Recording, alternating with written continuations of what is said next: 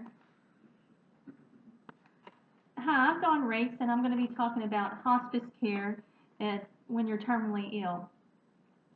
Do you ever wonder what your final days are going to be like? Are you going to be in the hospital? Are you going to be at home? Are you going to be in pain? Or are you going to be comfortable? Well, death and dying is not something that we talk about every day, but it's important to discuss this issue with your family and loved ones. There's many benefits that come to having hospice, and so I'm going to start with discussing the importance of end-of-life care. It's important to have the discussion of end-of-life care with your loved ones.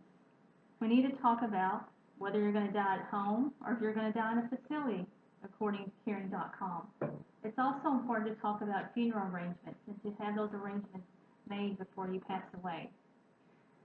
Also, having a caretaker that's in charge of the patient or the loved one is very important because they will be in charge of financial concerns or financial issues when the terminal patient is no longer to make those decisions. They will also be in charge of whether the patient stays in the home with hospice or goes into a nursing home or goes into the hospital for acute care. So after discussing family wishes, I'm going to explain why hospice care is definitely the way to go at the end of life versus being in the hospital. So why do you want hospital care or hospice care over hospital care? There's a team of trained caring professionals to take care of you that have been trained in death and dying. You can also die at home, not in a hospital that has restrictions, such as visiting hours where you can only visit for an hour or two at a time and you're not able to stay the night. There's no more waiting on medications. You can get medicines when you're at home, you can get medications anytime that you want. In the hospital, you have to wait until the nurse has time to bring them to you. Also, when you're in the hospital, you're getting tests done. You get x-rays done, you're getting IV sticks, you're getting woke up through the night for blood pressure. So being at home, you won't be bothered with all this. You'll just be able to enjoy your last days with your loved ones and be able to rest and sleep in your own home. Also, there's 24-hour care from knowledgeable hospice professionals. They are on call 24 hours a day, 365 days in a year. They will answer phone calls, they will do visits if needed. So that's another bonus, is that you always have somebody you can call or visit anytime you run into a problem or if you just have a question. They also offer bereavement services, like a funeral service. For funeral services, they will help you line that up, and also they will follow up with family members after the deceased patient has died. A lot of times the nurse will make a visit and talk to the family members just to have some closure with that family. There's counseling classes available if you're having a hard time grieving and losing somebody. Then there's classes that you can take that will help you cope with this, and they can take them for up to a year after the patient passes away. Another big factor is having hospice at the end of life, according to New York Times and PubMed, is financially cheaper and the cost is much lower. On average, $2,300 cheaper a month for Medicare patients to have hospice than to hospital care, according to Elsevier.com. And on average, $2.4 million to $6.4 million is saved for every 1,000 new patients admitted to hospice at the end of their life compared to being in the hospital, getting regular care. Another advantage is they offer respite care to family members.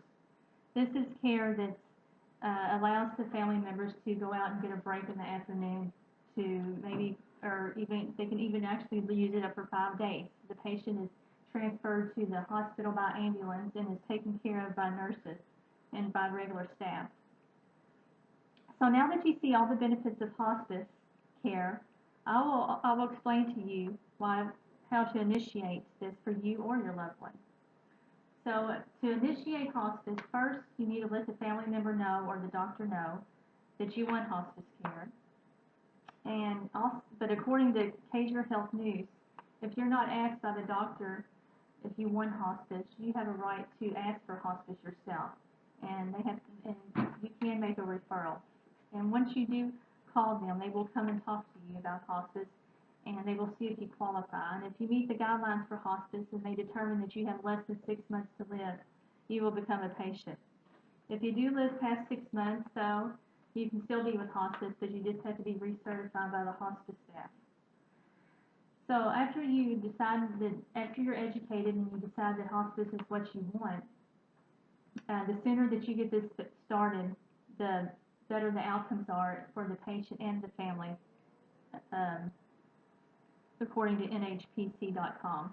Because it's good if you get in there sooner, the family can form a bond with the family and the patient. They trust the nurse. They trust the people that come into their home. They will open up and talk to you about any issues that they're having. So that's definitely important.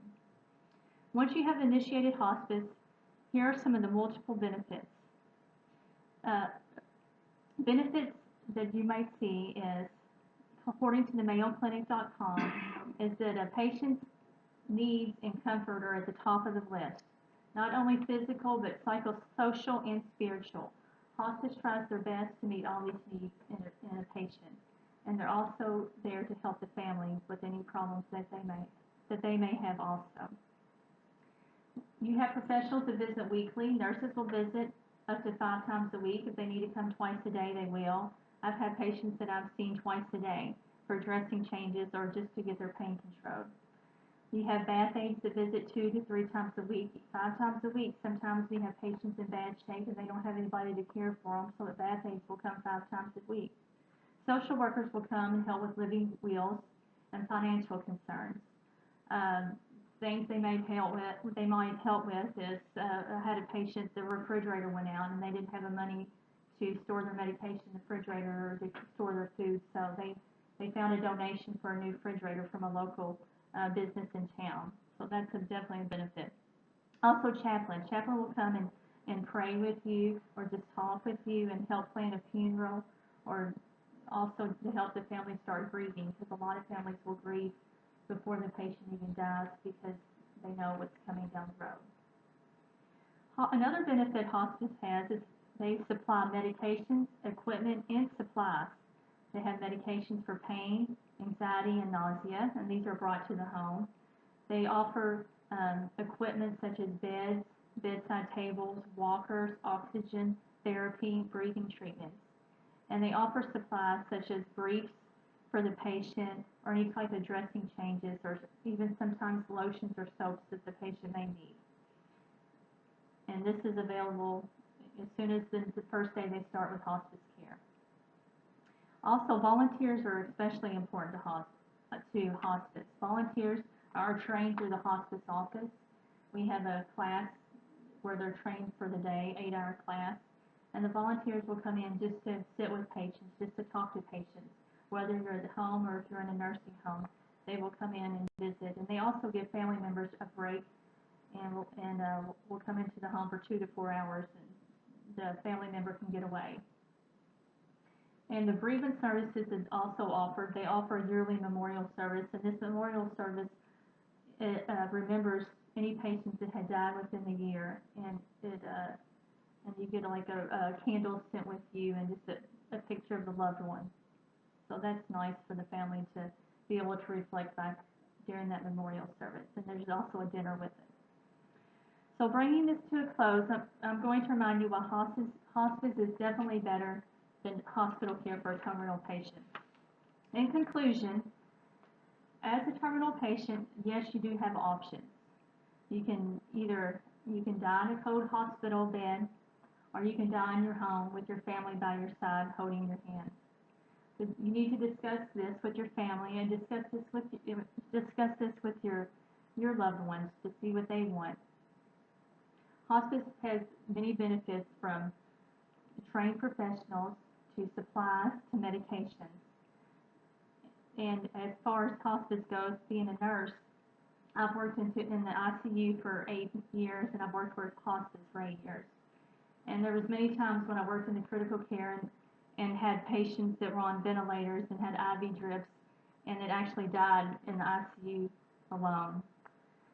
So after working in hospice and seeing how much, even though it's a sad time when you lose someone, but being at home with the family there holding your hand with your last breath. It's definitely the much better way to die.